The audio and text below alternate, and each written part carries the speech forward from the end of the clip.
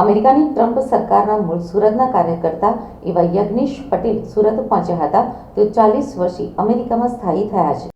મૂળ સુરતના અને છેલ્લા 40 વર્ષથી અમેરિકા કેલિફોર્નિયામાં સ્થાયી થયેલા ઉદ્યોગપતિ યજ્ઞેશ પટેલ સાથે ખાસ મુલાકાત કરવામાં આવી હતી.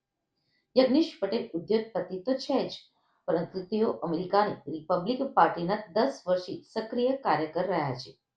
હાલમાં જ ટ્રમ્પ સરકારની અમેરિકામાં પ્રચંડ જીત થઈ છે અને આ જીતમાં યજ્ઞેશ પટેલનો પણ સિંહ ફાળો રહ્યો છે. જિગ્નેશ પટેલ છેલ્લા 10 વર્ષથી અમેરિકામાં રિપબ્લિકન પાર્ટી સાથે સંકળાયેલા હોવાથી તેમની પ્રસિદ્ધિ પણ આસપાસના વિસ્તારમાં ખૂબ જ છે, જેથી આગામી સમયમાં તેમને પણ ઉચ્ચ હોદ્દા ઉપર સ્થાન આપવાની ટ્રમ્પ સરકારની તૈયારીઓ ચાલી રહી છે. સુરત ખાતે પ્રસંગમાં આવેલા યજ્ઞેશ પટેલ સાથે જ્યારે વાતચીત કરવામાં આવી ત્યારે તેમણે ટ્રમ્પ સરકારના આવવાથી ભારતીયોને થનારા જે ફાયદા છે તેમના વિશેની વાત કરી હતી. તેમણે જણાવ્યું હતું કે ટ્રમ્પ સરકારના આવવાથી ભારતીયોને વેપારમાં ખૂબ જ સરળતાથી તેમજ એક નવો જ વેગ અને રસ્તો પણ મળશે, જેમાં આગળના સમયમાં ટ્રમ્પ સાથે જે પ્રકારે વ્યવહાર કર્યો હતો તેનાથી 4 ગણો વધુ વ્યવહાર ભારતીયો અને ગુજરાતીઓ સરકાર સાથે કરી શકે તેના માટે પણ યોજનાઓ બનાવવામાં આવશે. સાથે સાથે વિદ્યાર્થીઓની વાત કરીએ તો વિદ્યાર્થીઓ માટે પણ અલગ અલગ નવી પોલિસીઓ આવશે અને ખાસ ભારતીય અને ગુજરાતીઓને H1 વિઝા કર આવનારા કોઈ પણ પ્રકારની સમસ્યાઓનો સામનો કરવાનો રહેશે નહીં. સ્ટુડન્ટો માટે પણ વિઝા માટે દ્વાર ખુલશે.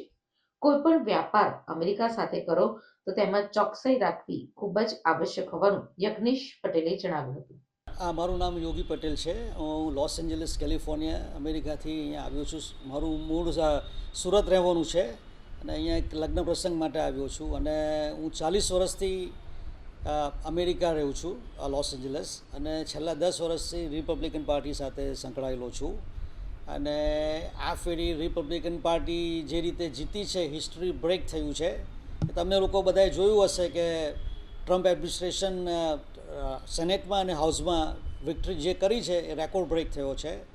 અને એના માટે આપણે ઇન્ડિયન લોકોને અને ખાસ કરીને આપણે ગુજરાતીઓનો તો બહુ જ ફાયદો થયો છે આમાં, કારણ કે આપણા ગુજરાતી લોકો બધા બિઝનેસમાં છે, બધા જ મેન્યુફેક્ચરિંગમાં, અને સ્ટુડન્ટ લોકો બધા વેલ એજ્યુકેટ છોકરાઓ ભણે છે આપણા, એટલે એ લોકોને બી ફાયદો છે.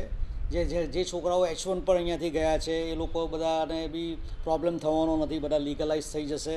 સ્ટુડન્ટ વિઝા પર જે છોકરાઓ ભણવા ગયા છે એમને બી બધું વિઝા ગ્રાન્ટ થશે અને પોલિસી બધી એમના માટે બી સારી થશે. અને સ્પેશિયલી જે બિઝનેસમેન છે એ લોકોનું એક્સપોર્ટનું જે એમણે લાસ્ટ 4 યર્સ પહેલાં જે ટ્રમ્પ સાથે કામ કર્યું હતું એનાથી આ ફેરી આઈ થિંક 2 times 3 times વધશે એક્સપોર્ટનું. આપણે એની સામે ઇમ્પોર્ટ બી વધશે. એટલે આપણે કોઈ બી બિઝનેસમેનને ડરવાની જરૂર નથી. તમે જે કરો છો એ કરો, ખાલી ધ્યાન આપજો ક્વોલિટીમાં પ્રોપર હોવું જોઈએ. There won't be any problem. અને મારું બીજું સ્ટુડન્ટોનું બી કહેવું છે કે ભાઈ કોઈ બી અનએક્ટિવિટીમાં ભાગ લેશો નહીં. જ્યાં સુધી તમારી કોઈ બી જાતનું તમને ક્રાઇમ ત્યાં ફોલમાં પડશો નહીં તો યુ ડોન્ટ હેવ ટુ વરી. કોઈને ડરવાની જરૂર નથી. અને જે બીક છે આપણા લોકોને, ઇન્ડિયન લોકોને, કે ટ્રમ્પ સરકારના રિલેશન કેવા રહેશે, તો મારું એટલું જ કહેવું છે, નોટ ટુ વરી. આપણા રિલેશન ઉલટા સારા થશે, વધશે.